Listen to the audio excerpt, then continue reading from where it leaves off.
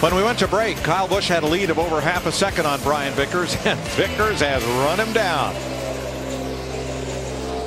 Vickers' car is fast. 18's fast for a few laps, but then Vickers' car is really good on the long run. Same thing we saw in this car in Atlanta. Hadn't been a late caution in Atlanta. I believe Vickers had the car to beat Kurt Busch. Today it looks like the same kind of setup. Really good over the long haul. Now just ahead, the 98 of Paul Menard and the 43 of Reed Sorensen. And Menard and Sorensen both trying to stay on the lead lap here. Yeah, now that we've had this long green flag run, we've put several cars a lap down. We have 29 cars on the lead lap, and that would include the 98 car of Paul Menard.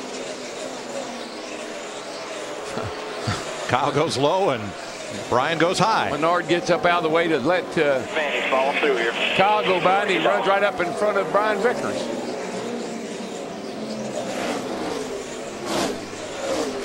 You know, Darrell, we were talking at break, a couple of cars not far out in front of Kyle Busch, the 18 car.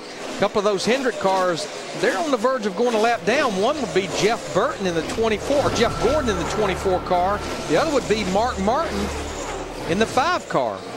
Steve, what's up with Jeff Gordon?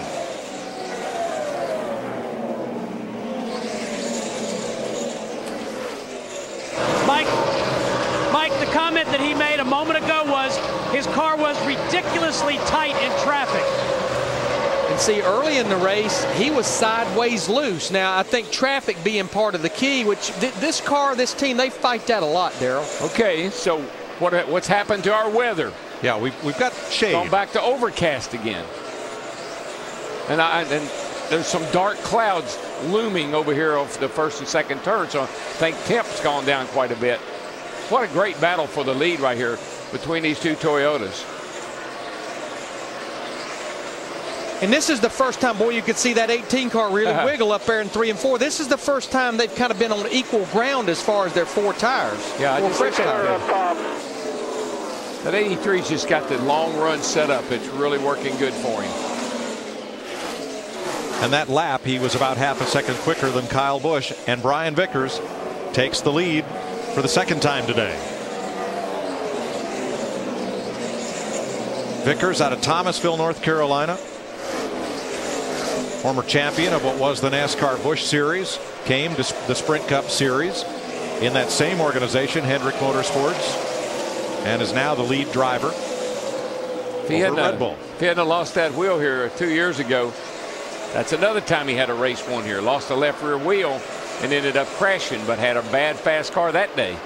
You know, with the front wheel black and the back wheel red, that's not a mistake or a mismatched set of wheels and tires. That is part of their graphics scheme. Got to make sure the bull's completely red. They only do that with their race tires. Martin Truex running in 17th position, Matt. Mike, radio communication has been reestablished after he was shown the black flag. He finally was able to talk to his team because he was on the wrong channel. He said that something fell or something bumped the radio inside the car and went from channel 1 to channel 2. So when he saw that, he started playing with the radio, and then he was able to hear communication. So they're good to go now. Their biggest issue is trying to tighten up this race car. Once again, after their last stop, the initial laps on this run, the car still very loose. Tony Stewart just passed Carl Edwards, and that moves Stewart into the 9th position. Drops Edwards to 10th. 148 laps complete in the Coca-Cola 600. Brian Vickers now trying to pull away from Kyle Busch. The Coca-Cola 600 Hot 5 is sponsored by Coca-Cola Zero. Real Coke taste and 0 calories. Last night, the Coca-Cola 600 fell victim to rain. Today we battled through morning rain and then one thunder shower after the start of the race. But other than 2 stoppages for rain and the Kevin Harvick crash in turn 1, that plus the competition yellow, it's been green all the way through. As Casey Kane, Jimmy Johnson right there go at it for 4th place. We are 46 laps from the halfway point that would make the race official. 246 laps from the checker. You know, Mike, if you have a good race car, just say like Kyle Busch and Brian Vickers and some of the other guys in the top 10, weather doesn't affect it much. Might slow it down a teeny bit. Tires even, you put 4 tires, 2 tires, might slow it down a teeny bit. But if you're sitting right there with a car that's marginal, not very good, and you do anything at all, it can go it'll fall off the face of the earth. And Larry, we've been saying for at least the 30 years I've been calling these races that there is no more weather sensitive racetrack in all of NASCAR than this one. It doesn't matter what car or what tire we bring to Lowe's Motor Speedway. It doesn't matter the old asphalt or this new asphalt.